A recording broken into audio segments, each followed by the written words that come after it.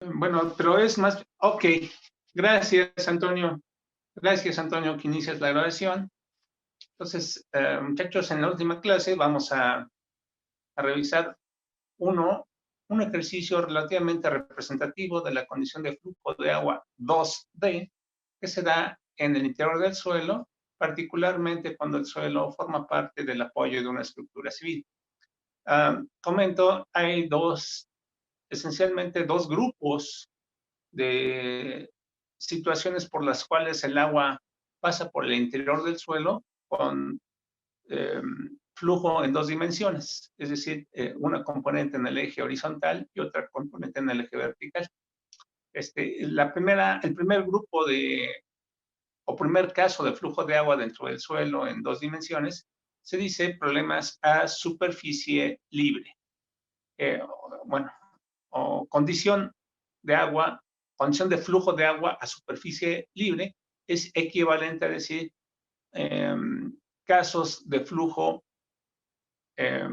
no, no confinado, no confinado. Implica entonces que la cortina de una presa o de una estructura, un bordo, un talud, en fin,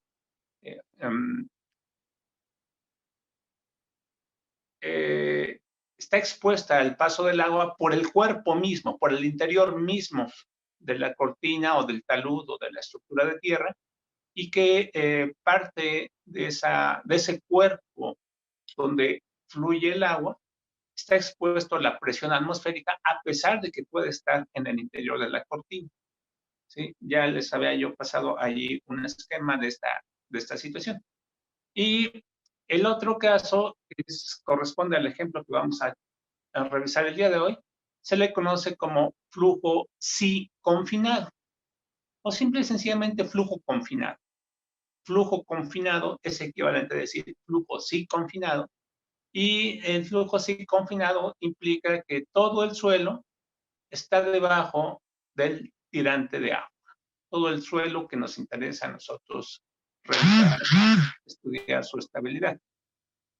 Bien, desde el principio, bueno, más bien yo les comento, porque esto es parte de los planteamientos que se estudian en MECA 1 y en MECA 3 pues, es algo muy cotidiano. Sabemos nosotros que el suelo lo utilizamos como material de apoyo, o lo estudiamos, ¿verdad? Para usarlo como material de apoyo, pero también como un material de construcción. Material de construcción implica que parte del cuerpo de una obra, como puede ser un terraplén, un bordo, una presa, ¿sí? Un talud, por supuesto, está hecho únicamente de tierra, de suelo, pues, y que por alguna condición de funcionamiento durante la vida útil, el nivel del agua está presente. Y el nivel del agua no siempre está presente en una condición hidrostática, suele presentarse en una condición de flujo. Un flujo de agua horizontal y además con una cierta componente de descenso, ¿sí? De una parte superior a una parte inferior, incluso hasta en forma combinada, como se da en estas estructuras de retención. ¿Sí? Entonces, para realizar el análisis de la condición de flujo, y uno dijera, bueno, ¿y en qué consiste el análisis para que pues, no perdamos la brújula, estemos ubicados? ¿Qué interesa? ¿Qué interesa al ingeniero civil estudiar del flujo de agua dentro del suelo? Bien, interesan varios aspectos. En forma práctica, número uno, interesa saber el estado de esfuerzos efectivos en el suelo, del cual depende la resistencia al esfuerzo cortante del suelo. Ese es un primer aspecto que se puede calcular. ¿Sí? Nosotros sabemos que físicamente cuando el agua toca el suelo, y particularmente el suelo es blando, ocurre un fenómeno de ablandamiento. ¿Sí? El agua, al ser una sustancia químicamente polar, genera el efecto de propiciar una actividad físico-química que en forma práctica se traduce en que el suelo se ablanda. ¿Sí? Se ablanda. Sí, pero aunque también esta situación es calculable, por supuesto, a nosotros en particular lo conceptualizamos más bien la presencia del agua dentro del suelo, número uno, repito, en cuanto a que genera presión, ¿sí? Presión el agua en el interior del suelo y altera lo que nosotros conocemos como esfuerzos efectivos. ¿Sí? Esto con base en la segunda ley de Newton, que dice que los esfuerzos totales es igual a los esfuerzos efectivos más la presión en el agua. Entonces, bueno, sea que el agua esté en condición hidrostática o sea que el agua se encuentre en movimiento. O sea, la presencia del agua, todo lo que toque el agua le genera presión de agua y le altera su estado de esfuerzos efectivos. Ponía yo el ejemplo de que si mi peso son 72 kilos y estoy parado en el fondo de una alberca vacía, cada uno de mis piecitos soporta 36 kilos. O sea, 72 entre 2, 36 kilos. Si yo supongo que mi volumen, todo lo que yo ocupo de espacio, por decirlo así, son 50 litros, entonces en el momento que la alberca se llene y me sumerja, ya tendría yo 72 kilos menos 50. Recuerden que cada litro pesa 1 kilo. Entonces yo pesaría sumergido, y completamente en la alberca. Yo pesaría 72 menos 50, yo pesaría 22 kilos. Entonces cada uno de mis piecitos estaría soportando 11 kilos y 11 kilos. Originalmente, o sea, con la alberca vacía, cada uno de mis piecitos estaría soportando 36 y con la alberca llena 11. Entonces, esa diferencia corresponde justamente a el efecto de la presión en el agua. O sea, es decir, altera la magnitud de los esfuerzos efectivos. Y al alterar los esfuerzos efectivos entre las partículas del suelo, entonces es más fácil hacerlo fallar. ¿Sí? O sea, recuerden que la resistencia al esfuerzo cortante depende de la magnitud de esfuerzos efectivos en el interior del suelo. Ese es el primer factor del que depende la resistencia al esfuerzo cortante del suelo. Ahora, hay otros efectos que ocasiona el agua, no nada más disminuye los esfuerzos efectivos. El agua al tocar el suelo, comentaba yo que físico-químicamente lo reblandece. Lo reblandece significa entonces que las partículas, su fuerza con la que están en contacto y ocasionalmente cohesionadas, repito, esto se da más en suelos finos que desarrollan la cohesión, ¿sí? Resulta que cuando el agua fluye,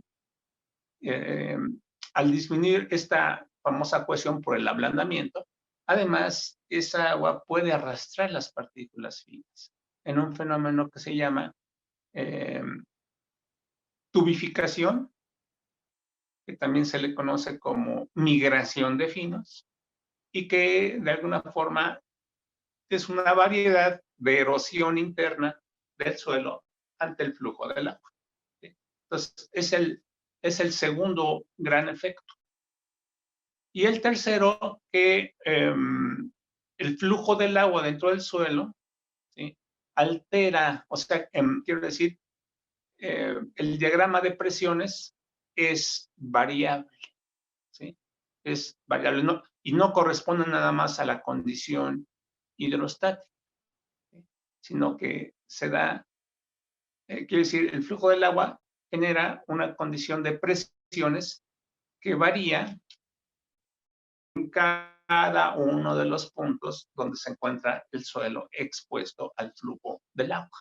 Entonces, y bueno, esos son tres grandes efectos. Y el otro que en forma práctica interesa al ingeniero, y todos ellos son susceptibles de cuantificación, es cuánta agua pasa por el interior del suelo.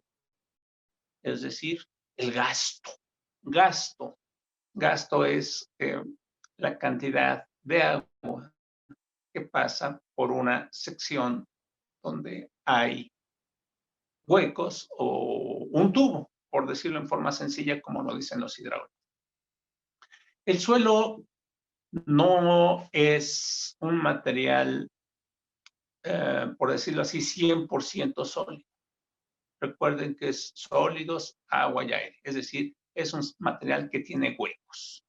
Los huecos se encuentran intercomunicados entre sí y a este material que tiene huecos intercomunicados entre sí se le llama suelo. ¿Sí?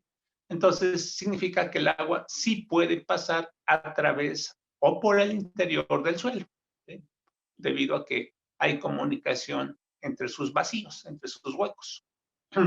¿Sí? Entonces, el agua nos interesa saber para una estructura en donde está presente el suelo y está completamente saturado, cuánta cantidad de agua puede atravesar al suelo. La cantidad de agua nosotros la calculamos con las ecuaciones de la hidráulica, particularmente la ecuación de continuidad. La ecuación de continuidad para efectos, bueno, mejor dicho, como concepto básico de la hidráulica, esencialmente tenemos dos formas equivalentes de calcularla. La primera forma de calcular un gasto, de acuerdo a los conceptos de la hidráulica, nos dice que es velocidad por área. Es decir, una velocidad media, voy a suponer que mi mano lleva la dirección y el sentido del flujo del agua, ¿sí? Entonces, el módulo o magnitud de ese vector velocidad se multiplica por el área de la sección transversal del cuerpo que es atravesado por el flujo del agua.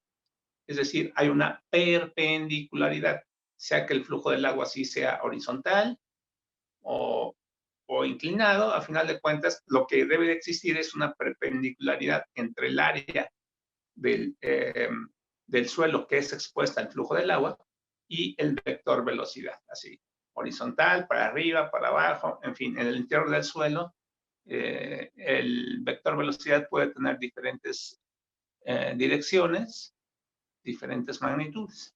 Lo importante es de que el producto velocidad por área sea el módulo de la velocidad por el área, que es un escalar, pero ambos en dirección mutuamente perpendicular, es decir, a 90 grados entre sí. ¿Sí? Entonces, primera forma de calcular el gasto dentro del suelo, el producto de la velocidad por el área. Si recordamos, la primera ley de la mecánica de suelos nos dice que la velocidad del agua por el interior del suelo se calcula como el coeficiente de permeabilidad K por el gradiente hidráulico. Velocidad es igual a K por I. ¿Sí? Velocidad es igual a K por I. Por lo tanto, el gasto es igual a K por I por A. K por I por A. Coeficiente de permeabilidad, gradiente hidráulico y área de la sección transversal en el suelo. Aplicando esta fórmula implica o es implícito que nosotros nos encontremos en un régimen de flujo laminar. El régimen de flujo laminar es equivalente a decir el régimen de flujo establecido y es equivalente a decir el régimen de flujo permanente. Son tres términos que utilizan los hidráulicos para decir exactamente lo mismo. ¿Sí? Flujo laminar o régimen laminar, régimen establecido o régimen permanente. Es lo mismo. Entonces, en el régimen laminar, K por I por A me da el gasto. ¿Sí? Bueno, esa es, por decirlo así, la primera forma de calcular el gasto, K por I por A. La segunda forma de calcular un gasto equivalente y aplicable en todo instante nos interesa a nosotros revisar o analizar es el cociente del volumen de agua que pasa por una determinada sección del suelo en la unidad de tiempo. Gasto es igual a volumen entre tiempo. Es decir, al ser dos expresiones equivalentes que dan o representan el mismo fenómeno, el gasto hidráulico se puede establecer como K por I por A igual a volumen entre tiempo. K por I por A es igual a volumen entre tiempo. Esto que acabo de comentar es justamente la ecuación de continuidad completita. Profe, Sí. ya solo quedan 2 minutos. Pues qué barbaridad. Bien, vamos a hacer cortes comerciales, muchachos. Ahorita nos conectamos.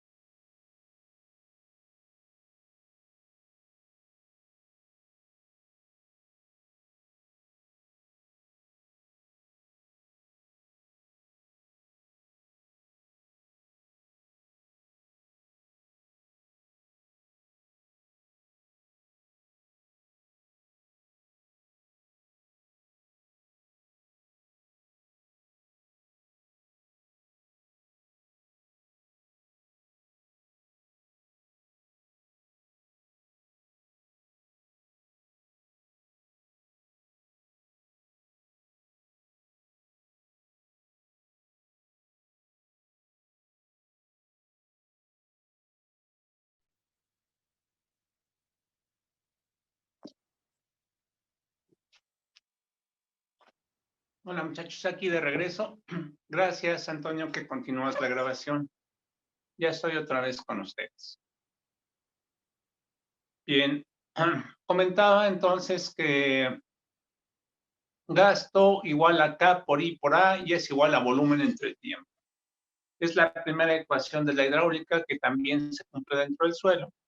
Y la velocidad media a la cual hace referencia, en particular dentro del suelo, porque es una ley de flujo de agua, se calcula como el producto del coeficiente de permeabilidad por el gradiente hidráulico. Bien, para adentrarnos en el abordamiento de un ejercicio de estudio, de aplicación, pues, del flujo del agua, la condición de flujo de agua relativamente más sencilla, más didáctica de aprender, es la condición de flujo si confinado. Para ello, ya tengo aquí el dibujo hecho, lo voy a explicar, el dibujo en sí, la condición de flujo de agua y por qué se le llama flujo si confinado. Voy a aprovechar ese dibujo para revisar varios conceptos que vale la pena tener nosotros en cuenta. Hay que tener pues un cúmulo de conceptos claros cuando se abordan la geotecnia, porque pues no nada más hay agua, hay suelo, hay diferentes suelos y bueno, esto es un sistema de cuerpos que tenemos que entender cómo funcionan, ya sea en forma individual y también cómo funcionan como conjunto. Así se presentan en la naturaleza, como conjunto. Por lo tanto, pues hay que analizarlos como conjunto. Pero para analizarlos como conjunto, pues conviene didácticamente revisarlo a partir de conceptos más básicos. Pues comentaba, existe el flujo sí confinado y el flujo no confinado. ¿Sí? Este ejercicio que está aquí ahorita en el pizarrón es un ejemplo del flujo sí confinado. Todo esto es un ejemplo de flujo sí confinado. Oiga, profe, ¿por qué le llaman un problema de flujo sí confinado a un problema de flujo sí confinado? Ok, está bien, entiendo la pregunta, es lógica y sí vale la pena, por supuesto, responder. Bien. Voy a proceder primeramente con términos muy sencillos. Si yo les pregunto a ustedes, ¿qué viene a su mente cuando escuchan la palabra impermeable? Impermeable. Que no permite el paso del agua. Que no permite el paso del agua. Muy bien. Y cuando se escucha el término permeable,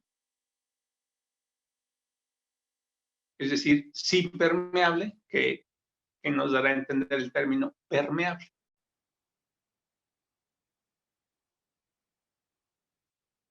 Que sí permite el paso del agua. Que sí permite el paso del agua. ¿Sí? Entonces, aquí, ¿cómo explicarlo? Nosotros como seres humanos somos personajes un poco curiosos. Me refiero ya sea como una persona individual, como un grupito o como toda la sociedad, ¿eh? O sea, voy a explicar por qué, a qué me refiero cuando somos un poco curiosos.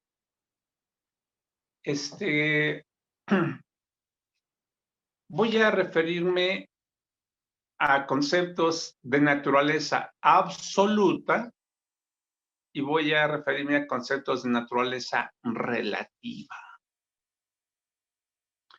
Ahorita yo les decía impermeable. Impermeable significa que no puede pasar el agua. Se entiende que es a través de una superficie o de un cuerpo. ¿Sí? Impermeable que no deja pasar el agua. Y cuando se dice no pasa el agua, aunque suene chistoso, es porque no pasa el agua. Ni una gotita. ¿Sí? Traducción, lo que estoy dando a entender es de que el término impermeable, ¿sí?, a menos que se especifique otra cosa, significa perfección. No o nunca, pues, nunca puede pasar el agua. Un metal, pues, no deja pasar el agua a través de él, por decirlo así. Entonces, un metal puede ser un ejemplo práctico de un material impermeable. El plástico. ¿Sí? Está lloviendo y me cubro con un plástico. Pues para no mojarme. ¿Por qué? Porque yo sé que el plástico no deja pasar el agua por su interior. Entonces, el plástico es un material impermeable. ¿Sí? Ahora, si se dice que un material es permeable, entonces el agua sí pasa por su interior. Ahora, comento, y esto por favor yo se los, pues lo comparto con ustedes. Tiene uno que tener un cierto grado de, o sea, debe uno como ser humano cuando se desempeña, ya sea estudiando o profesionalmente, o incluso hablando de temas no técnicos, o sea, hablando de cualquier cosa, si ustedes quieren, bueno, nosotros ya estamos grandecitos, ¿sí? Adultos jóvenes, adultos maduros, adultos de la tercera edad, como ustedes quieran, pero al final de cuentas adultos. Bueno, adultos jóvenes, órale, pues como ustedes, están chavos, son adultos chavos. Bien, uno desarrolla una habilidad para ubicarse en un cierto tema y decir, bueno, ¿cuándo están hablando con un lenguaje formal o cuándo están hablando con un lenguaje informal? Curiosamente también ahí están los otros dos términos, formal e informal. Y dentro de un lenguaje formal, la idea es llamarle al pan pan y al vino vino. Es decir, las cosas estrictamente hablando por su nombre, con un significado preciso. ¿Sí? Eso corresponde a un lenguaje técnico. Entonces, hay que distinguir un lenguaje absoluto de un lenguaje relativo. Eso ya compete a un adulto. Identificar cuándo se está hablando con un lenguaje absoluto o con un lenguaje relativo. ¿Por qué comento esto? Alguien pudiera decir, el agua a 37 grados Celsius, prácticamente es la temperatura del ser humano. Dijeron así, meto el agua, perdón, meto las manos en el agua a 37 grados. Pues es un agua tibia, es un agua tibia. ¿Sí? Está bien. Y dice uno, ¿y si el agua estuviera a 5 grados? Meto la mano y dice, ¡ay! Está fría. Entonces, el término caliente o fría lo referimos a lo que sentimos. Sin embargo, esta temperatura de fría o caliente es relativa a nosotros. En forma absoluta, ¿sí? El 0 grados equivale a 272 grados Kelvin. Y el 0 absoluto es 0 grados. Los físicos así lo han planteado. No hay nada más frío que el 0 absoluto. En términos de grados Celsius estaría a menos 272 grados. ¿Sí? A menos 273 grados Celsius está el 0 absoluto. ¿Sí? Entonces, si yo meto las manos en una agüita a 37 grados, digo, pues está tibia. Y si está a 5 grados, o sea, todavía con un valor positivo, ¡uy! Ya está fría. No, espérate, fría no es 5 grados positivo. Frío, el 0, 0, 0, 0, el de veras absoluto está a menos 272. Ese sí es el frío, ese es el 0 absoluto. ¿Sí? Entonces, algo también sucede, algo similar también aquí sucede, ¿eh? O sea, hay referencias. Así piensa el ser humano, así pensamos los seres humanos. Necesitamos referencias, o sea, para aplicar nuestra lógica necesitamos referencias. A falta de referencias, nosotros mismos, nuestros sentidos, lo que podemos sentir, lo consideramos como nuestra referencia en forma absoluta. ¿Sí? Entonces, si yo les digo, en obra, o sea, se pone uno el casco, las botas, el chaleco reflejante, trae uno el flexómetro y órale, a la obra, ¿sí? Manos a la obra. Resulta que cuando se construyó una presa con tierra, con suelo, la arcilla en particular solemos ponerla al centro de una obra, de un terraplén. Y ahí decimos que la arcilla, por tener el coeficiente de permeabilidad más pequeño, es por donde evidentemente pasa menos agua. Todos los suelos, todos, y se les hago el comentario en forma absoluta, todos los suelos de la vida real, todos, no se escapa uno, todos sí son permeables. Todos los suelos de la vida real sí son permeables. Es decir, el agua sí puede pasar a través de ellos. ¿Sí?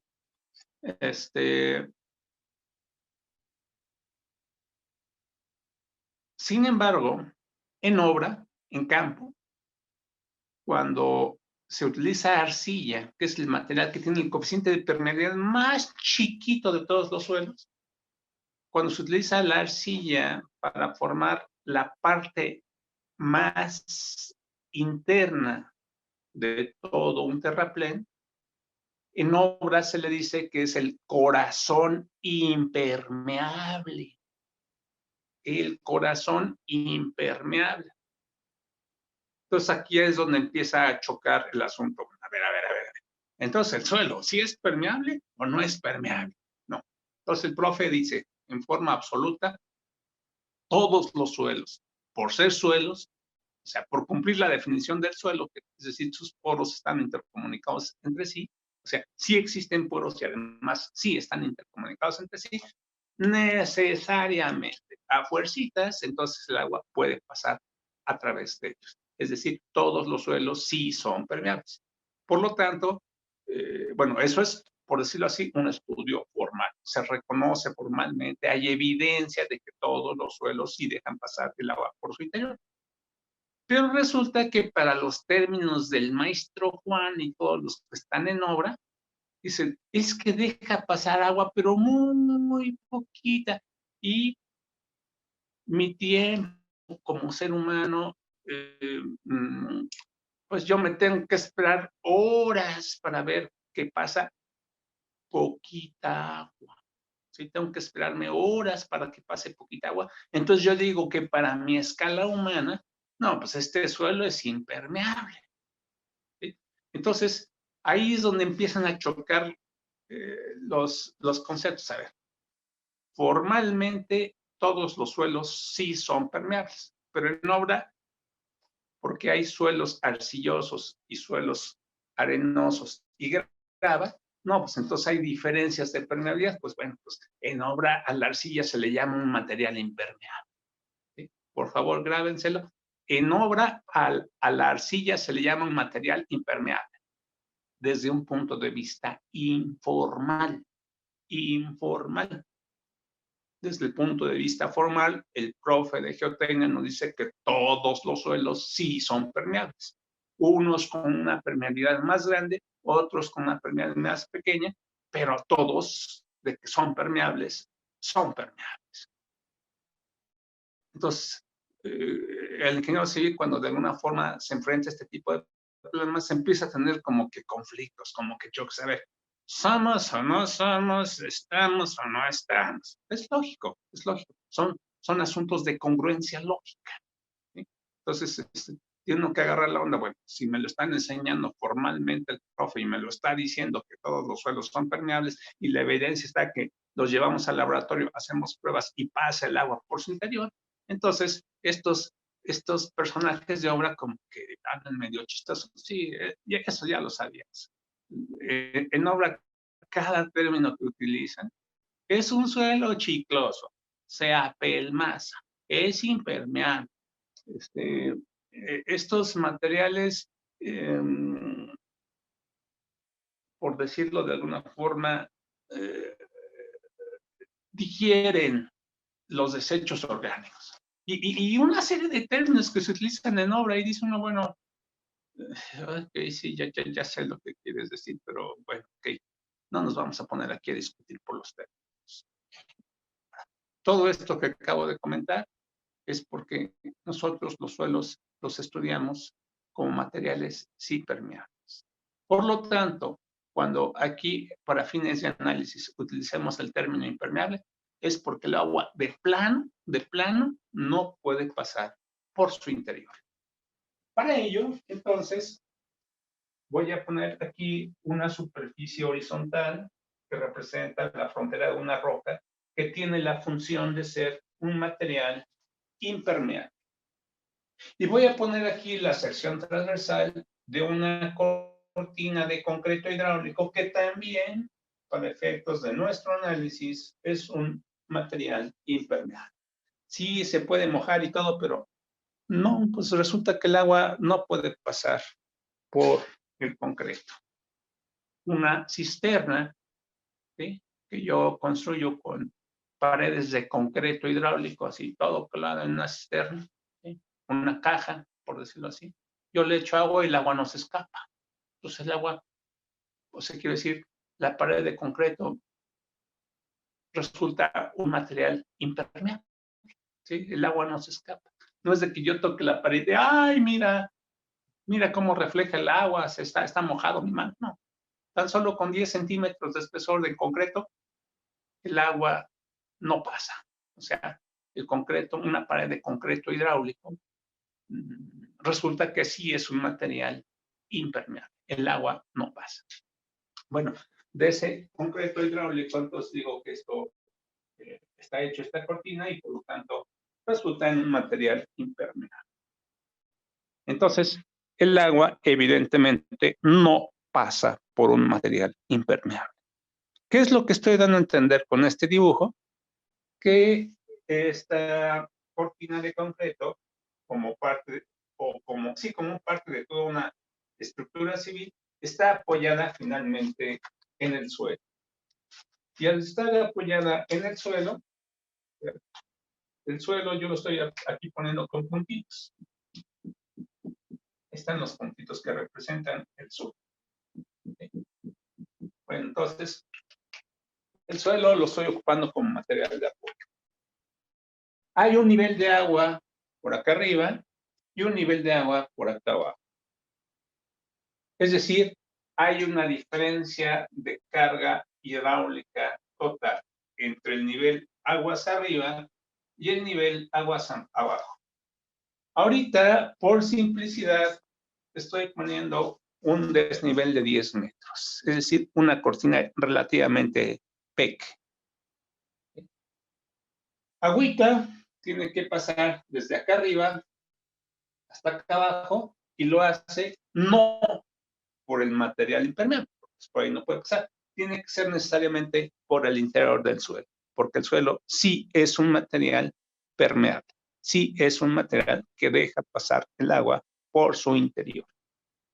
Ahora, estoy poniendo, como ustedes ven aquí, varias líneas. Y estoy poniendo un punto A, un punto B, un punto C, un punto D, un punto E y un punto F. Por acá estoy llamando un punto G y un punto I. ¿Sí? Un punto I.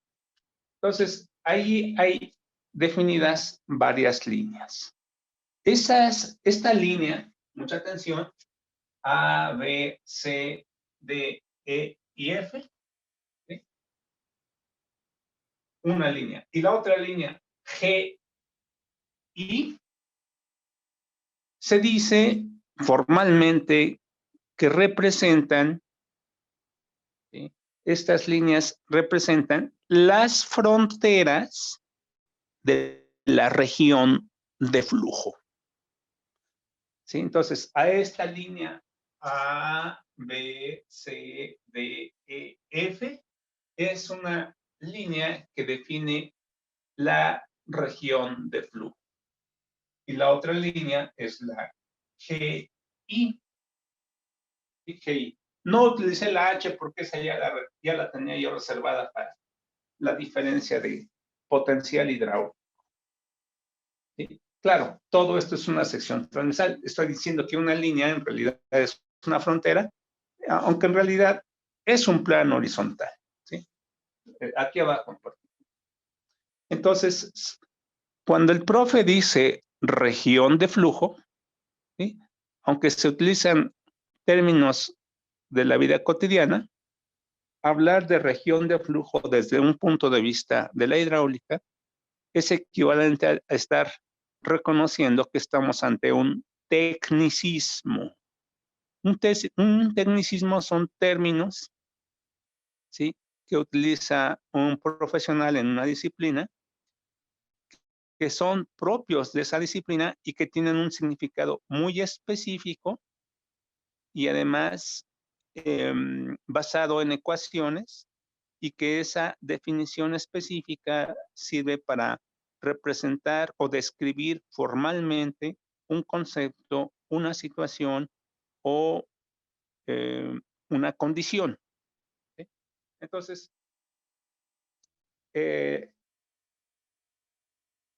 A, B, C, D, E, F es la frontera superior de la región de flujo. La frontera inferior, E e I. Oiga, profe, entonces usted dice que una región de flujo, el término región de flujo es un tecnicismo, pues lógicamente, pues explíquenos qué es región de flujo, porque es un término que no aparece en el diccionario de la Real y Pontificia lengua española, ¿no? Entonces es un diccionario de ingenieros civiles. ¿Sí? Región de flujo. Región de flujo es un cuerpo geométrico en 3 dimensiones, ¿sí? Un cuerpo geométrico en 3 dimensiones donde está presente el suelo. Y en ese cuerpo geométrico es donde el agua puede pasar por el interior del suelo, ¿sí? Entonces, hablar de región de flujo, forzosamente toda la región de flujo está ocupada por suelo, ¿sí? En una región de flujo, toda la región tiene o está ocupada por suelo. Es decir, todo ese cuerpo está lleno con suelo, ¿sí? En toda la región de flujo hay suelo y el suelo como material permeable, ¿sí? No es posible que la región de flujo no tenga suelo, ¿sí? Por definición, toda la región de flujo es un volumen y en el interior de ese volumen hay suelo y en el interior del suelo, por allí sí puede pasar el agua. Primera pregunta hacia ustedes. ¿Quedó claro el concepto de región de flujo? Sí, profe. Bien. Entonces, la región de flujo, ¿sí? En nuestro caso, está representada, en una rebanada por la línea A, B, C, D, E, F, y la otra por T, E, I. Entonces, por ahí, por ese espacio, allí puede pasar el agua. Bien. Cuando se resuelve un problema de flujo de agua o una obra de ingeniería civil que está expuesta al flujo del agua, ¿sí? Dijimos que todo nuestro análisis lo tenemos restringido al régimen laminar. El régimen laminar. Sí, ya dijimos que nos interesa el gasto, las presiones, en fin. El principio de Arquímedes. Fíjense cómo ya estamos cocinando conceptos elementales. No nada más interesa que yo la lista de los 10 principios me los sé de memoria. ¿Quiere decir entonces que yo ya puedo resolver cualquier problema de hidráulica? No, no. O sea, sí es útil que se sepa usted de memoria los 10 principios en forma individual, pero aquí se trata de aplicarlos en forma conjunta a la solución del problema, ¿sí? Ya les había yo comentado, si yo me sé todo el instrumental médico, ¿ya puedo hacer una operación? No. Es útil que se sepan los nombres de todo el instrumental médico. Es útil que sepa manejar un instrumento, un método. Sí, sí es útil. Pero de ahí a que sea capaz de resolver un problema en vivo, en directo y a todo color, todavía falta, ¿sí? Eso es para un médico cirujano, de esos que operan. O sea, igualito, es algo bastante, bueno, similar, pues, en ingeniería geotécnica. ¿Sí? Si yo me sé los conceptos, le puedo decir a usted, profe, al derecho y al revés, ¿yo ya puedo ser capaz de echarme un proyecto? No, o sea, sí ayuda, pero son varias etapas, varios pasos, ¿sí? Entonces, les comento esto porque en la región de flujo, ¿sí? Se deben de cumplir ciertas condiciones, ¿sí? Bien. Un problema de flujo de agua se puede resolver al menos, bueno, hay varias formas, ¿sí? Pero las 3 más importantes que se han establecido formalmente hoy día, ¿sí? Es decir, lo que estoy tratando de dar a entender que hay 3 formas diferentes de resolver la ecuación de Laplace. La ecuación de Laplace que viene en las hojitas que se les di a ustedes, viene en la página 15, esa ecuación de Laplace se puede resolver de 3 formas diferentes. La primera es la forma analítica. Es una ecuación diferencial parcial de segundo orden. Entonces, su solución hay que realizarla por integración.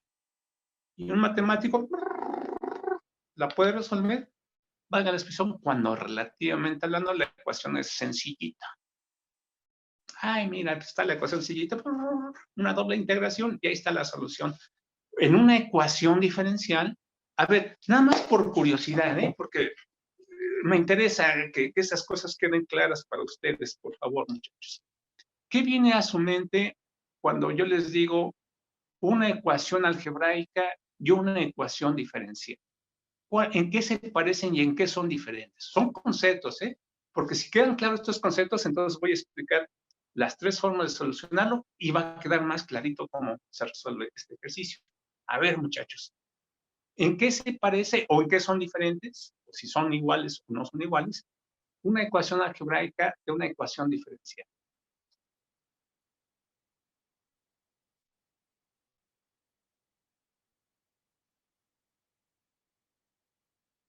Hola. Se vale decir, lo estamos pensando. Lo que no se vale es ¿La que... derivada? Ok, ¿qué más? Ok. O sea, me está diciendo que son diferentes. Muy bien, ya lo entendí. ¿Qué más?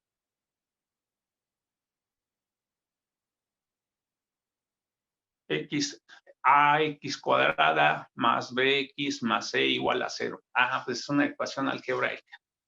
Es de segundo orden. Órale, pues. Pero es algebraica. Y una ecuación diferencial, pues tiene derivadas, sí, por supuesto, pero ¿qué más? ¿Qué más? Eso es cierto, pero ¿qué más? No es suficiente. ¿Qué más? ¿Qué me pueden decir de una ecuación algebraica en referencia a una ecuación diferencial?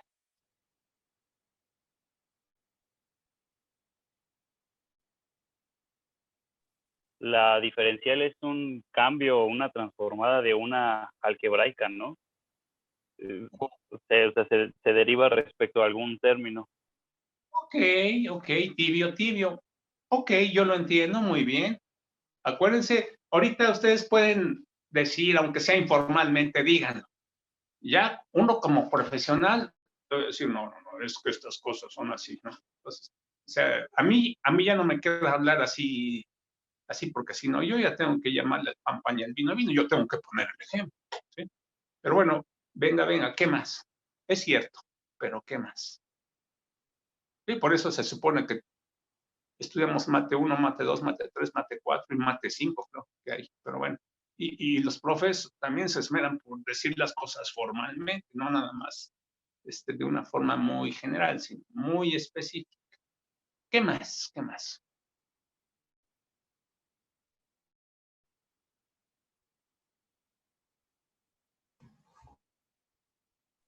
Pues podría ser que la ecuación diferencial está asociada con la derivada de una función y una Ajá. ecuación algebraica está relacionada con soluciones numéricas.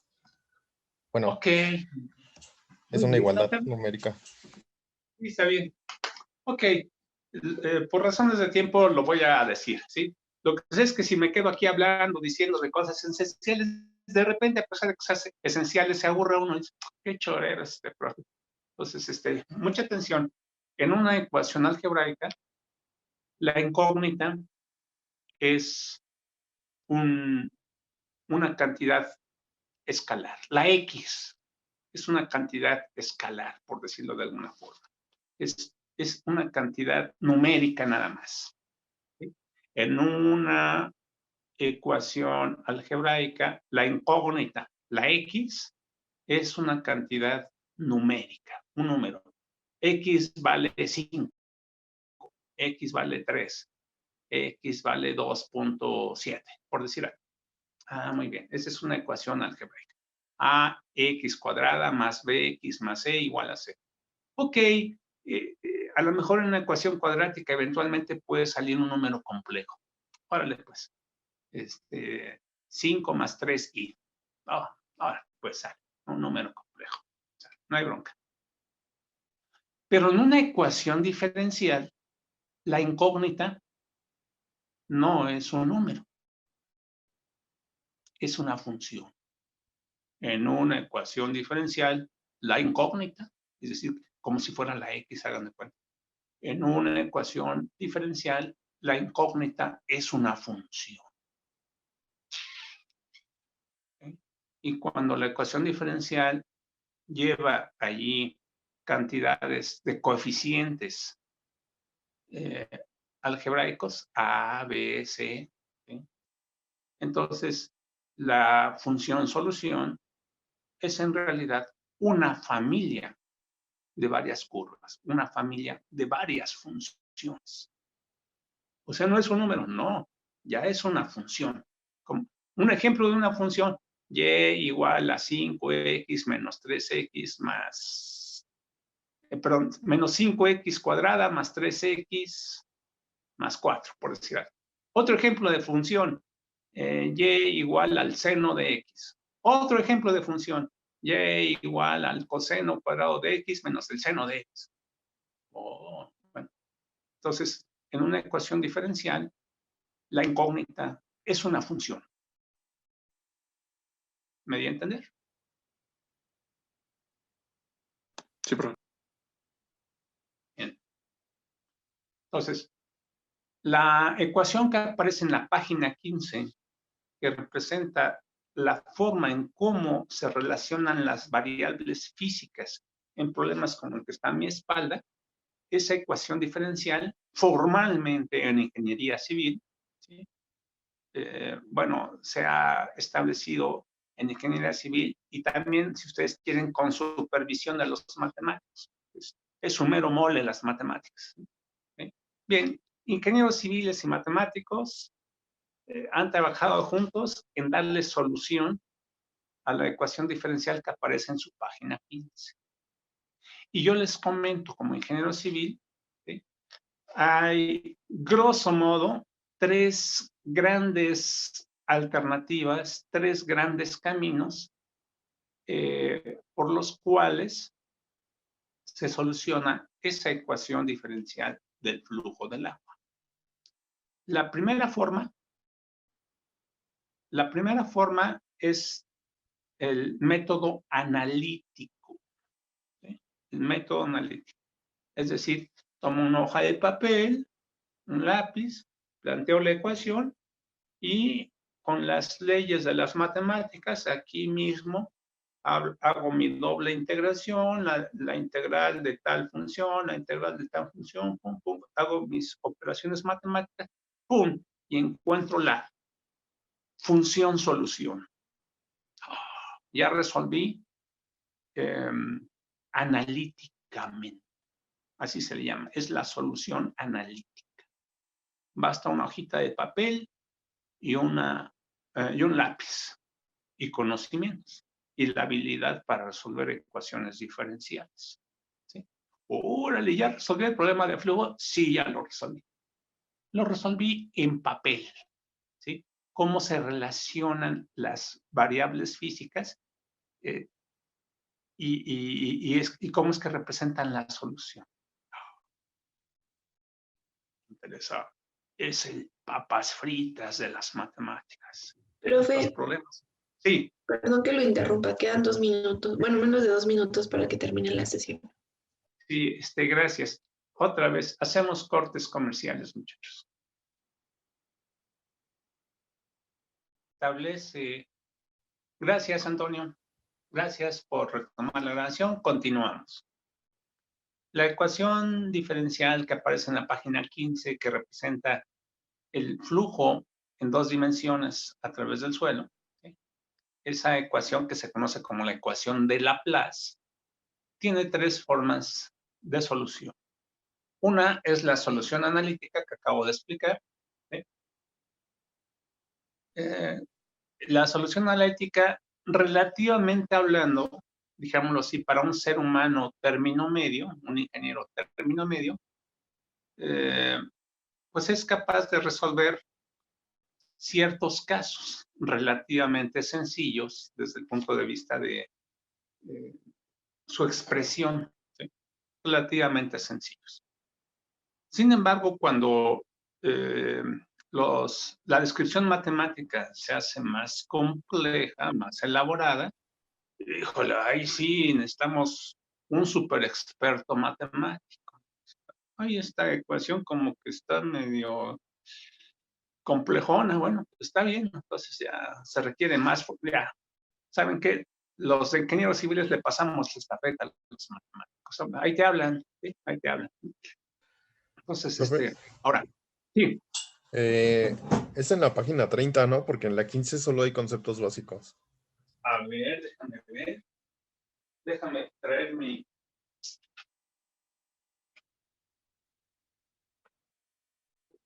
No, sí es en la 15.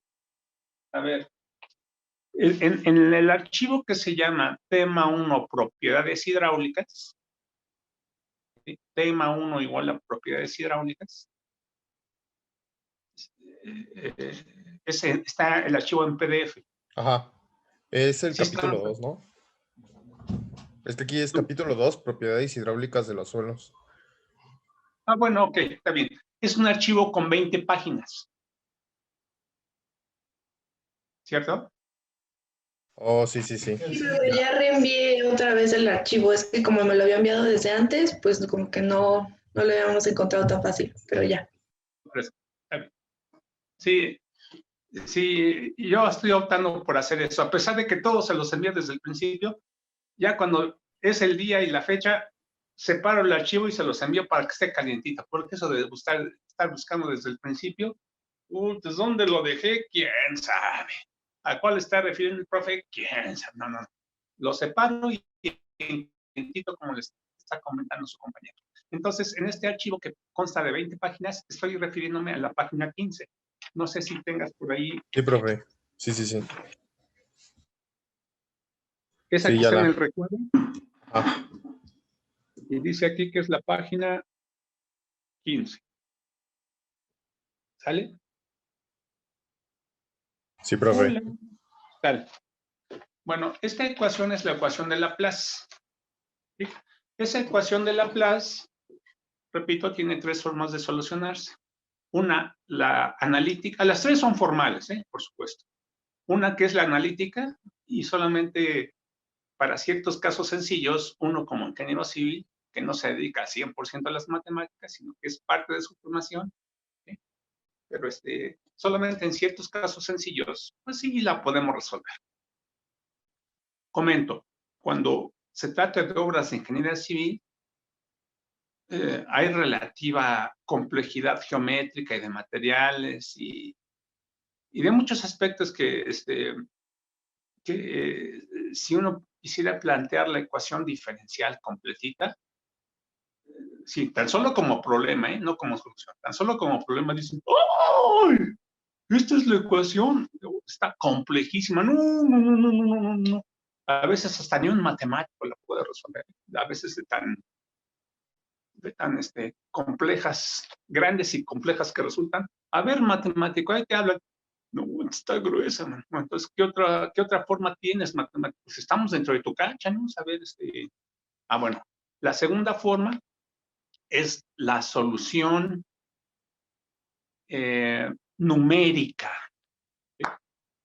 Yo les pregunto a ustedes, ¿en qué mate estudiaron sus métodos de integración numérica? ¿Mate 3 o mate 4 o mate 5? No sé. Bueno, en algún mate, ¿sí? Estudiaron métodos de integración numérica. Que la regla de 3/4, que Simpson 3/8 y que versión diferencial y una sumatoria de trapecios chiquitos y bueno, todo un choro ahí que les echaron los profes. Eso es hacer la integración diferencial por diferencial. ¿Cierto o no cierto? Sí, profe. Sí, profe. Ese es entonces el segundo camino, que es una integración numérica. Bien, la tercera forma, valga la expresión formal, ¿sí?, de resolver una ecuación diferencial, que es la ecuación de Laplace, se llama la forma gráfica. La forma gráfica es el tercer caminito para resolver la ecuación de Laplace. La ecuación de Laplace se simboliza con un triangulito de cabeza al cuadrado y una cierta función. Y todo eso igual con 0.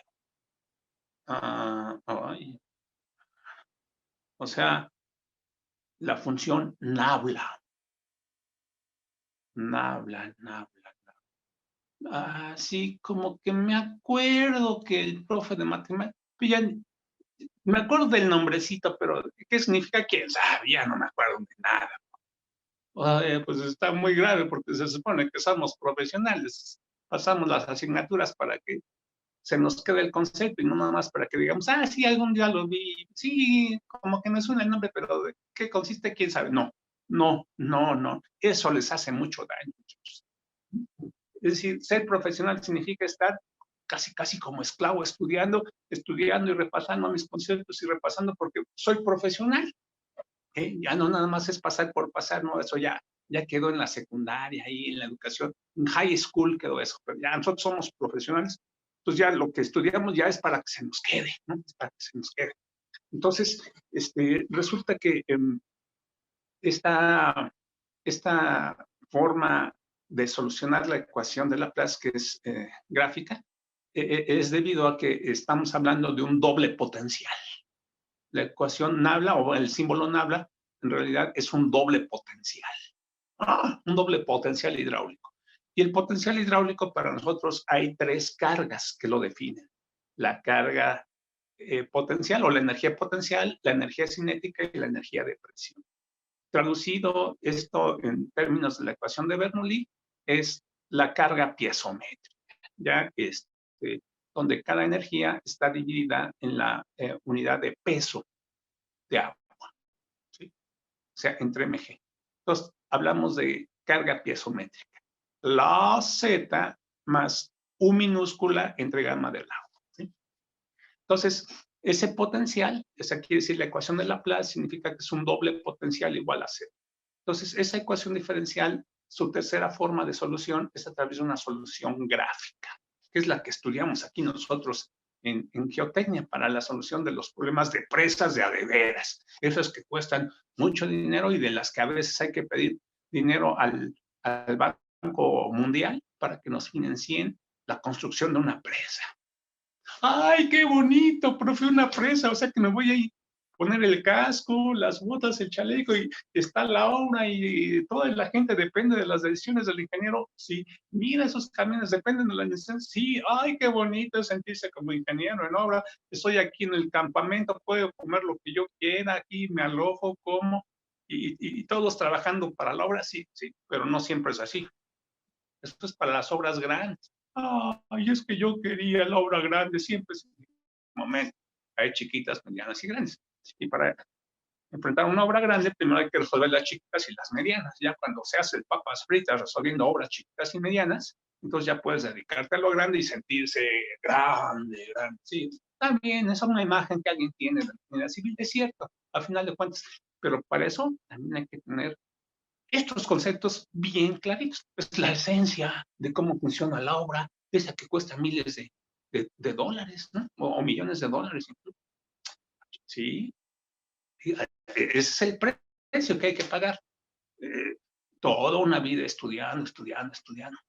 Pero pues bueno, así es esto. Entonces, la solución gráfica dice que está puesta en términos de 2 familias de funciones. La solución gráfica de la ecuación de Laplace está en términos de 2 familias de funciones. Recuerden que la solución es una ecuación diferencial. La primera familia de funciones se llama la función equipotencial. Y la segunda familia de funciones se llama las líneas de flujo. Va de nuevo. La primera familia de curvas, ¿sí?, de las cuales consta la solución gráfica de la ecuación de Laplace, se llaman líneas equipotenciales. Las líneas equipotenciales están dentro de la región de flujo y está representada por las líneas en color rojo en este dibujo. Las líneas en color rojo representan líneas equipotenciales. Y las líneas en color azul, esta que viene aquí a lo largo, se les llama líneas de flujo. ¿Sí? Voy a describir cada una de estas líneas para que esto quede claro para ustedes. ¿Sí? ¿Qué es y qué significa cada familia? ¿Sí? Bueno, número 1. Ambas familias están dentro o cuando más en la frontera de la región de flujo. Traducción, en otras palabras, y en otras palabras, para que quede claro, esto de utilizar otras palabras es por si no se entendió de una forma, por lo menos que se entienda de otra. ¿Sí? No voy a pasar como en un grupo que me decían, es que cuando usted lo explica de otra forma, me hace bolas, profe. Ay, pues la idea es explicarlo mejor y no hacerlos bolas. Pero lo aclaro porque pues todos somos diferentes. Bueno, mucha atención. Toda la región de flujo, ¿sí? En su interior o en su frontera, allí están ya sea la familia de líneas equipotenciales y la familia de líneas de flujo. Una característica común de estas dos familias, mucha atención, es de que son familias mutuamente ortogonales entre sí. Va de nuez. La solución gráfica de la ecuación de Laplace está integrada por dos familias de curvas que se intersectan a 90 grados entre sí. Son mutuamente perpendiculares entre sí. Y al ser mutuamente perpendiculares entre sí, eso hace que como conjunto gráficamente se vea esto como una red. Una red. Popularmente en geotecnia a esa red gráfica de líneas se le llama red de flujo. Es decir, el problema o la condición de flujo de agua a través del suelo, cuando ese flujo de agua está definido por un vector velocidad que tiene una componente en el eje X horizontal y una componente en el eje Z vertical, ¿sí? Ese flujo de agua se da en forma física, ¿sí? Con una relación de variables físicas que analíticamente es la solución de la ecuación de Laplace y que gráficamente corresponde a una red de flujo. Una red que está formada por líneas rojas y líneas azules, como se ve en este dibujo. Las líneas rojas y las líneas azules generan una red de flujo. ¿Sí? En esa red, gráficamente hay mutua perpendicularidad entre los rojos y los azules. ¿Sí? Las líneas rojas con las líneas azules son gráficamente mutuamente perpendiculares entre sí. Bien, hasta aquí, muchachos, me he dado a entender en esto que acabo de decir, que es prácticamente el corazón del método gráfico de la solución de la ecuación de Laplace. Hasta aquí, ¿se ha entendido, muchachas y muchachos? Sí, profe. Bien.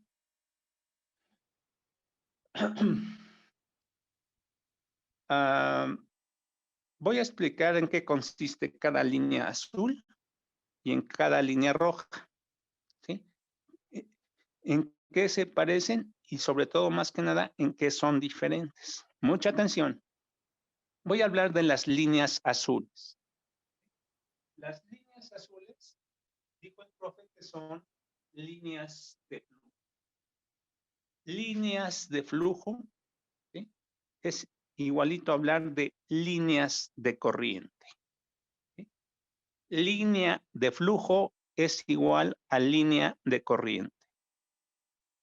Muchas veces, ya cuando alguien está solucionando, un ingeniero está solucionando un problema de flujo de agua, se le ocurre decir, bueno, a la línea de flujo yo la voy a abreviar con el nombre LF.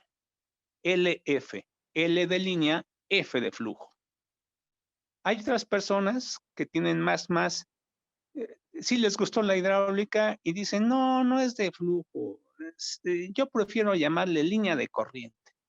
Ándale, pues, línea de corriente. Y lo abrevian con las palabras L de línea y C de casa o C de corriente, línea de corriente.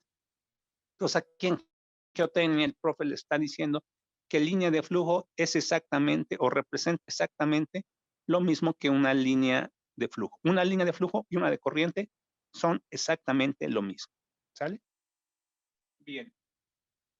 Una línea de flujo es el lugar geométrico. Mucha atención, una línea de flujo es el lugar geométrico de todos los puntos por los cuales agüita puede pasar dentro de la región de flujo, desde una sección de entrada en el suelo, que es AB, hasta una sección de salida, que es EF.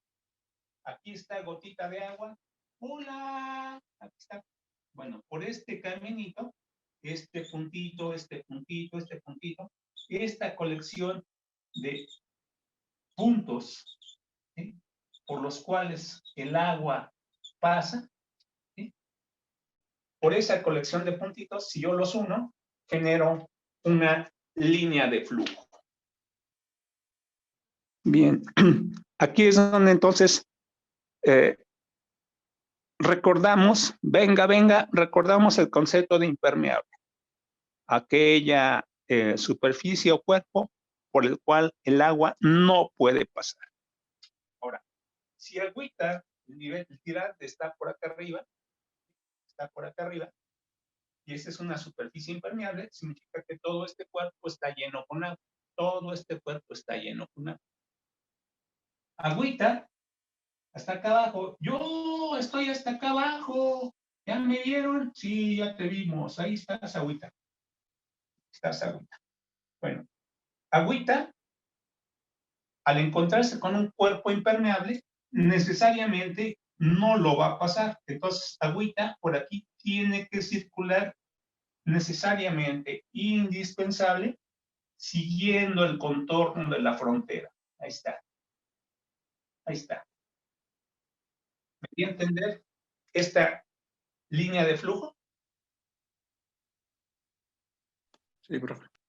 Bien. Voy a hablar de otra línea de flujo, ¿sí? Aquí está. BAC. Esto, recuerden, es impermeable. Una línea de flujo, ¿sí?, en este caso, definida por la geometría del cuerpo impermeable, que es la cortina, ¿sí? Esa línea de flujo la identifico porque genera con el cuerpo impermeable una superficie mojada. Una superficie mojada. Ah, sí, eso ya lo sabíamos, profe. Todo lo que toca el agua lo moja, por supuesto. Entonces, agüita, por aquí hay otra gotita. Y dices, bueno, si yo quiero pasar hacia la derecha, porque aquí el flujo va de izquierda a derecha, ¿sí? Entonces, yo estoy aquí, ¿y yo qué onda, profe? Como te estás en un cuerpo impermeable, tienes que darle vuelta, valga la expresión. Si agüita dice, yo quiero pasar por aquí, y esto es impermeable, si no puedes pasar por el cuerpo, entonces le tienes que dar vuelta. Entonces, agüita viene por aquí, se encuentra con el límite de la cortina Pues ahora se sigue por aquí, por aquí, por aquí, por aquí, por aquí, por aquí, por aquí, por aquí. ¿Me encuentro con el suelo? No, pues ahora me voy por acá. ¿Sí? Entonces significa que la línea B, C, D, E es una línea de flujo.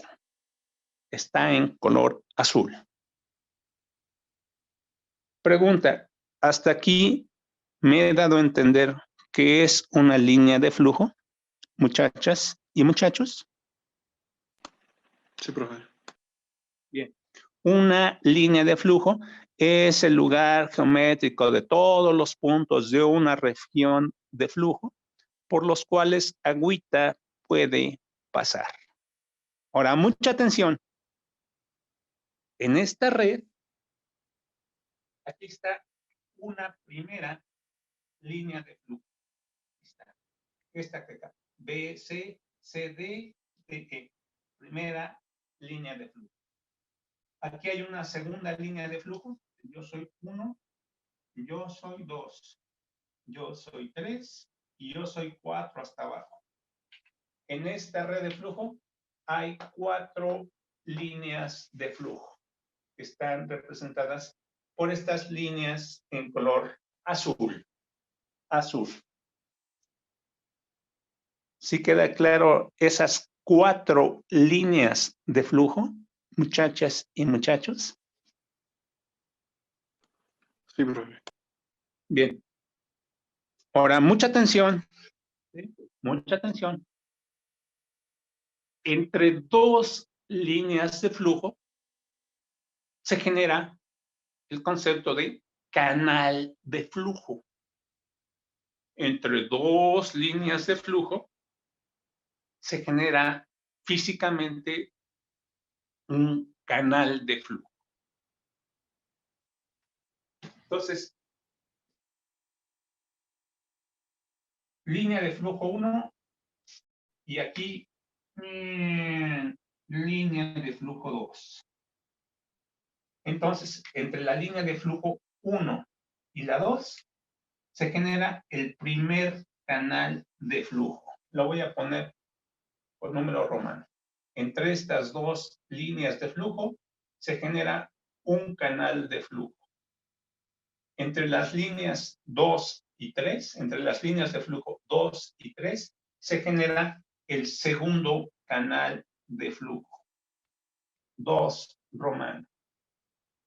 Y entre las líneas de flujo 3 y 4, se me genera el tercer canal de flujo. ¿Sí? Entonces, en este problema de flujo de agua, donde yo pude plantear 4 líneas de flujo, entre esas 4 líneas de flujo genero 1, 2 y 3 canales de flujo. Es decir, un canal de flujo necesariamente tiene por un lado una línea de flujo y por el otro otra línea de flujo. Necesito 2 líneas de flujo diferentes para definir un canal de flujo. Un canal de flujo, hagan de cuenta que es una tubería dentro del suelo por donde el agua sí puede pasar. Una característica de los canales de flujo es que esos canales pueden ir paralelos entre sí, pero no se pueden cruzar. 2 canales de flujo no se pueden cruzar. Pueden ir paralelos entre sí, pero no cruzarse. El agua no choca contra sí mismo, pues para acabar pronto. Entonces, en esta red de flujo tengo 3 canales de flujo que están a su vez definidas por 4 líneas de flujo. Pregunta, muchachas y muchachos, ¿esto que acabo de explicar se entendió? Con toda confianza, ¿sí o no? Si no, lo vuelvo a explicar.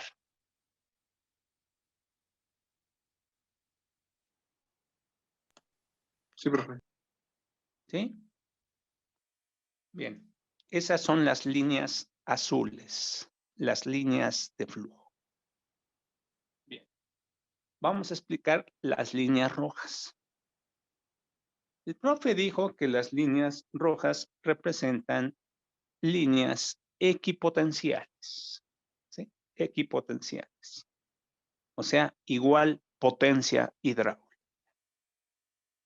Bien. Me voy a pasar a la parte central del pizarrón, ¿sí? Para decir que es potencia hidráulica, ¿sí? Bueno, debo de hacer una pequeña aclaración.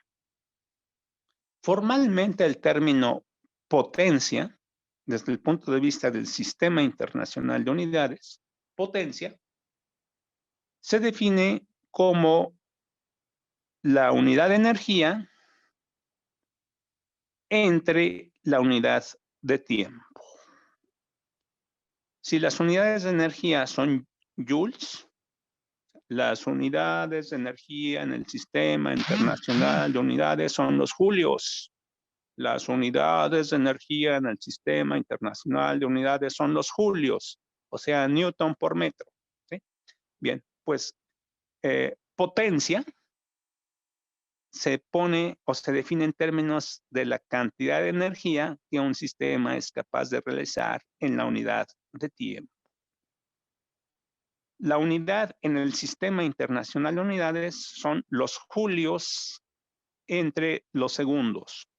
Los julios entre los segundos es la unidad de energía en el Sistema Internacional de Unidades y recibe el nombre de watt. Watt. Ojo, no porque se diga watt quiere decir que da toques. No. No porque se diga watt quiere decir que da toques. No.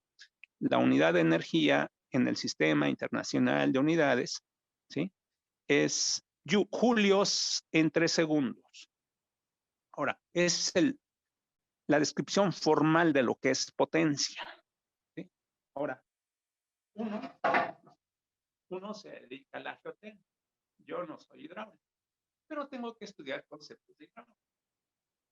Para mí, la hidráulica es una herramienta para conocer mejor la geotécnica. Para los hidráulicos, la hidráulica es todo. Está bien, mucho gusto, hidráulicos. Para mí es tan solo un granito de arena para entender la geotécnica. Traducción, nosotros usamos a los hidráulicos. Lo que saben los hidráulicos es parte de lo que debemos saber los ingenieros de geotécnica, porque el suelo es agua, además es aire, pero principalmente son minerales de partículas sólidas.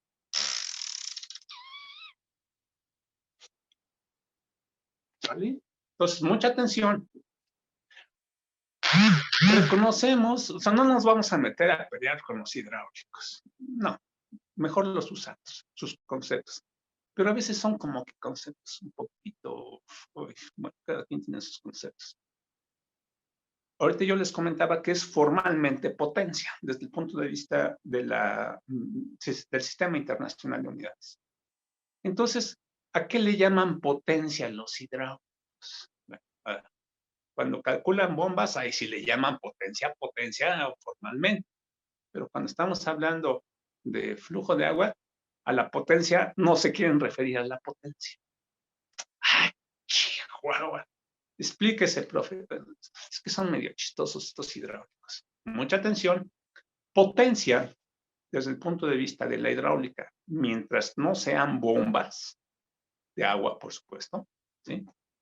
Los hidráulicos le llaman potencia a la energía potencial, la energía de presión y la energía cinética en términos de carga hidráulica. La carga hidráulica es la potencia, esa potencia entre comillas en la unidad de peso del agua. A eso los hidráulicos le llaman potencia cuando no están calculando bombas. Es algo chistoso que los ingenieros geotécnicos decimos, ay, ¿qué onda hidráulico? O sea, somos o no somos, estamos o no estamos. ¿Usas el mismo término para dos conceptos diferentes? Sí. Bueno, entonces ahí es donde nosotros, es lo que les comentaba al principio de esta clase. ¿Qué tan estrictos y rigurosos son? A veces sí y a veces no. Entonces, a veces es cuando choca. O sea, cuando tenemos en Geotán una formación disciplinada, en orden, y al pan le vamos a llamar pan, y a un solo concepto nada más le vamos a referir por un nombre, ay, así sí podemos avanzar rigurosamente. Pero cuando decimos potencia, y los hidráulicos lo manejan a veces formalmente, y a veces, como les comento, dicen, uy, ok, ya te entiendo, pero no te voy a seguir la corriente, porque yo tengo que disciplinarme en el entendimiento de los conceptos. Entonces, cuando se habla de potencia hidráulica, se habla de, en el fondo se habla de cargas. Carga de posición, carga de presión y la carga de velocidad, que para el régimen laminar resulta un valor tan chiquito en referencia a las dos primeros que se considera despreciable. Traducción, potencia hidráulica nada más es la Z más U entre gamma del agua, en forma práctica. ¿Me di a entender, muchachas y muchachos? Sí, profe. Sí, profe. Regresamos. Aquí. Ahora,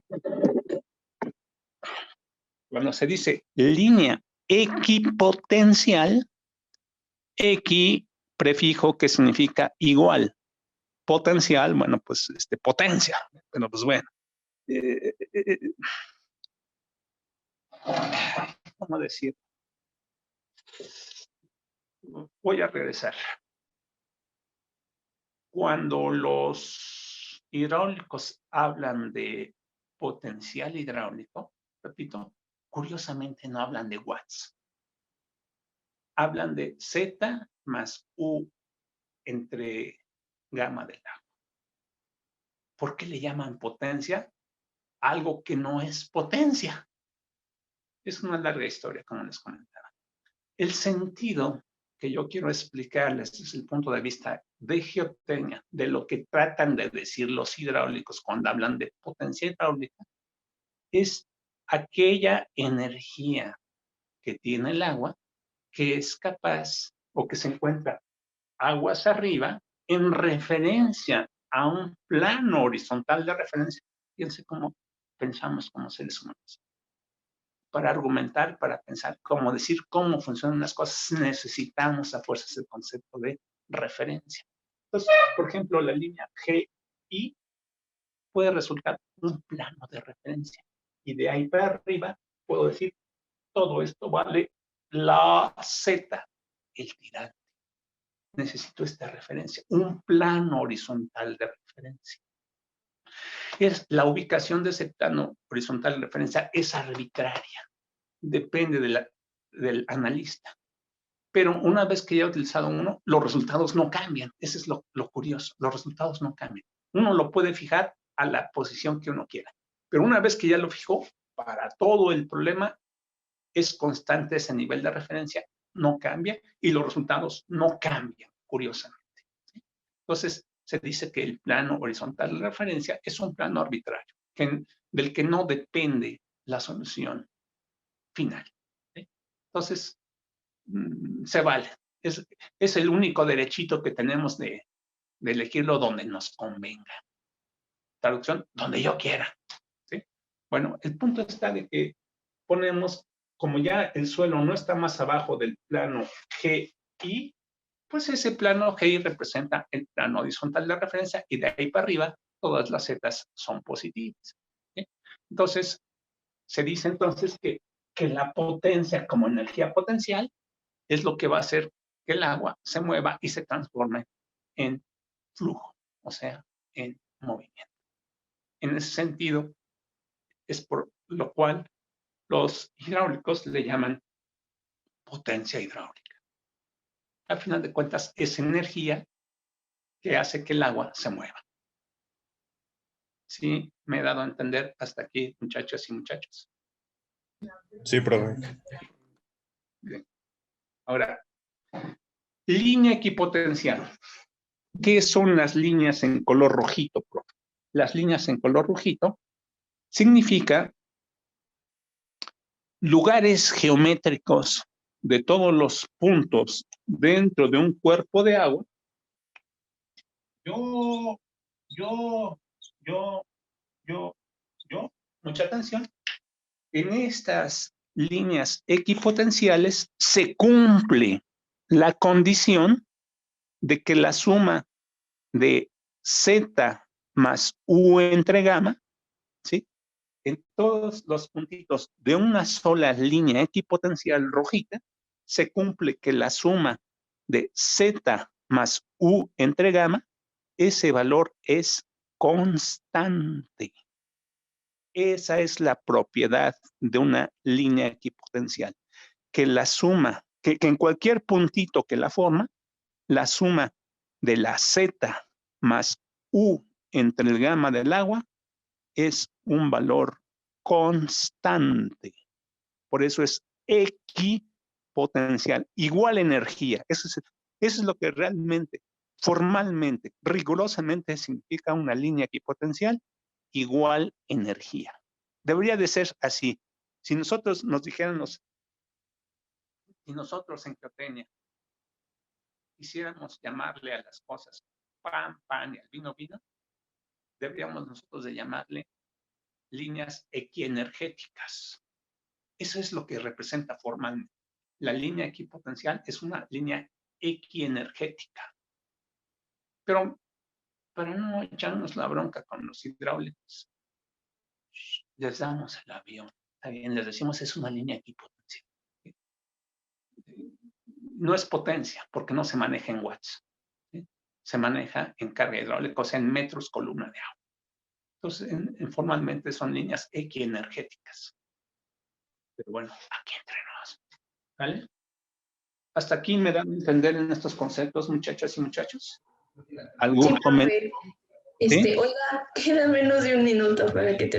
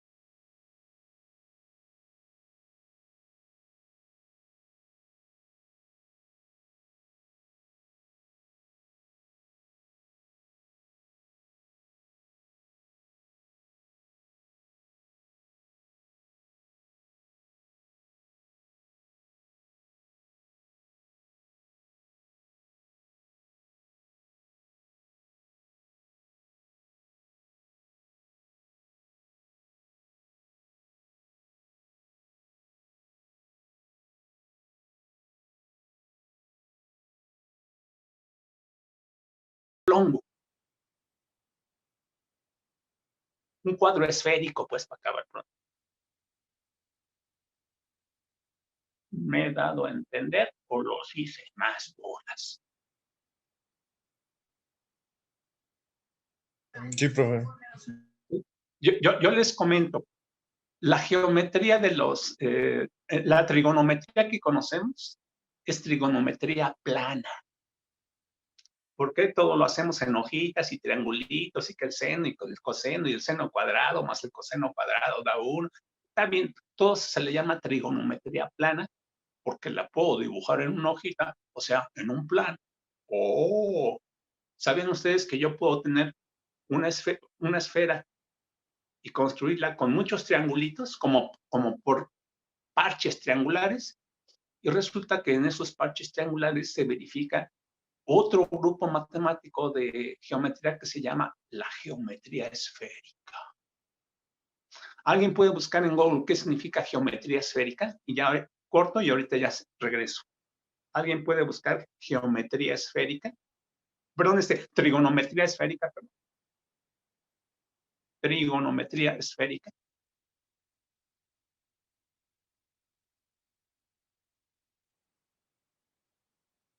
Se supone que es la que está asociada a superficies que no son planas. ¿Sí? Y todas las relaciones de seno, coseno, tangente cambian. Eso ya es chamba de los matemáticos, esos que para los cuales la matemática es todo lo que hay en la vida y nada más lo que hay en la vida, y sienten placer por nada más las matemáticas. Bueno, cada quien con su chorro. Entonces, un cuadro oblongo, que es a lo que voy yo, es aquel cuadrito en el que formalmente las líneas que lo forman tienen 90 grados y que aparentan tener diferentes longitudes, pero siempre y cuando la perpendicularidad entre sus líneas se cumpla, a pesar de que aparenten tener más largo que ancho, a eso se le llama un cuadro oblongo. Una salchicha. Una salchicha sabemos que es una barra y viene media esferita por acá y por acá. En un plano vemos, está más largo que ancho. Bueno, una salchicha es un ejemplo de una figura oblonga. Pero bueno, a lo que voy. Aquí en la red se forman cuadros oblongos. Oiga, profe, aquí se ve más chiquito esto que esto. Sí, se ve. A lo mejor se puede medir y efectivamente, este está más chiquito que este. Pero mientras contengan la propiedad de perpendicularidad en estas líneas, se dice entonces que las líneas rojas con las líneas azules son líneas mutuamente perpendiculares entre sí. ¿Sí? Entonces, hasta aquí yo les pregunto, ¿hay algún comentario o alguna duda? Mucha atención, ya casi para terminar. Entre dos líneas equipotenciales, entre cada parejita de líneas equipotenciales, existe lo que se llama una caída de potencial hidráulico. Yo soy una línea equipotencial porque aquí tengo el mismo tirante de agua en el suelo. Entonces soy energía, equipotencial.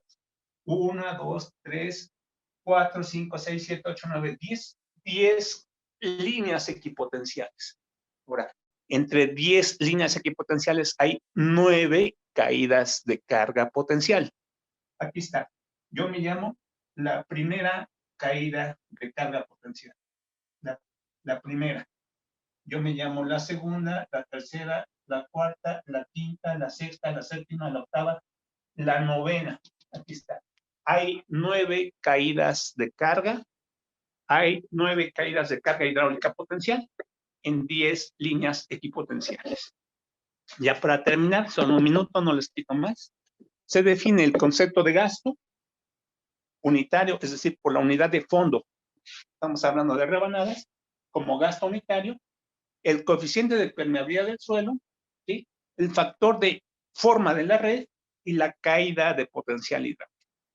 Este factor de influencia y de forma se calcula como dice aquí, abajo, definición, es el número de canales de flujo entre el número de caídas de potencial hidráulico. Ese valor está aquí dado en esta figurita, como hay 3 canales de flujo, 1, 2, 3, y hay 9 caídas de carga hidráulica.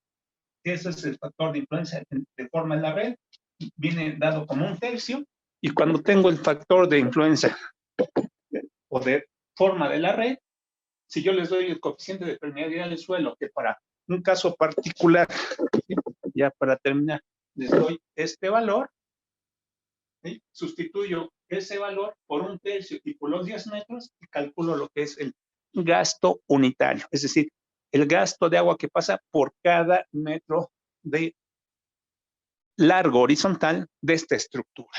Muchachas y muchachos, esa es, finalmente de cuentas, la aplicación que queríamos. Yo quiero saber el gasto.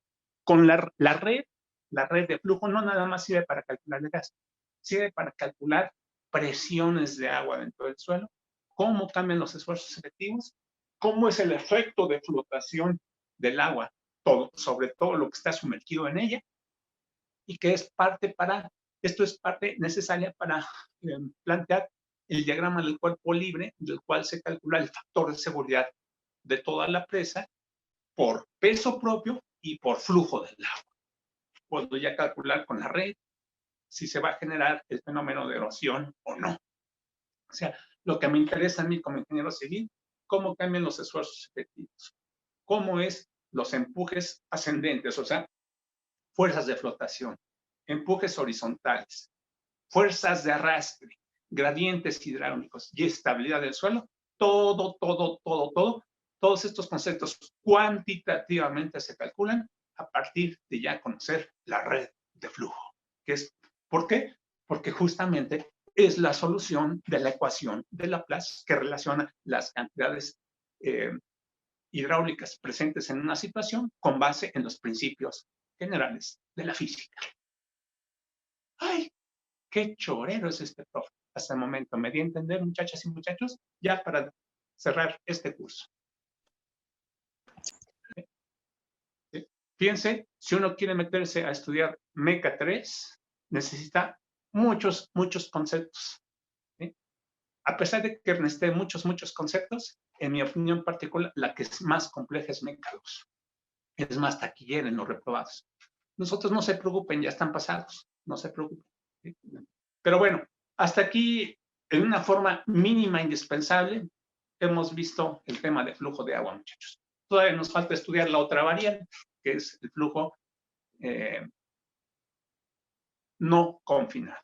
Es todavía un poquito más complejo, pero bueno, está basado en los mismos principios. Hay que poner otras definiciones para completar. Pero bueno, se nos acabó el tiempo. Este cuatrimestre se ha acabado, muchachos. Yo les agradezco a todos ustedes el valor de su atención, de su paciencia en aguantarme. Y pues, pues espero que para mí mi sueño guajiro es que alguien, a lo menos uno que se dedica a la geotecnia, ya la hice como profesor, ¿sí? Ahora, si son varios, pues mejor después. Pero si no, pues ni hablar. Independientemente a la rama de la ingeniería civil que se dediquen, háganlo y háganlo con gusto y háganlo procurando destacar. Eso es lo que les puedo decir, muchachos. ¿Sí? Y les digo procurando porque si les digo quiero que todos sean el número 1, los estaría yo engañando. Nunca se ha dado en todos los países que todos sean el número 1. O sea, afortunado o desafortunadamente tiene que haber un 1, un 2, un 3, un 4. O sea, somos diferentes, ni hablar. Pero por lo menos sí, procuren destacar, tanto como ustedes quieran. ¿Sale? Les agradezco mucho el valor de su atención, muchachos, y pues si les puedo ayudar en algo, con todo gusto. ¿Usted también da mecánica de rocas? Sí, pero el siguiente semestre no, porque ahorita la demanda está en las primeras 3 mecas. Los mismos grupos que di este semestre los voy a dar el semestre que viene, que también es en línea. Ya para el semestre que va de septiembre a diciembre, es muy posible que ya dé rocas. ¿Vale? Gracias. Gracias, profe. Gracias. Hasta luego. Cuídese. Gracias, profe. Cuídese mucho. Gracias.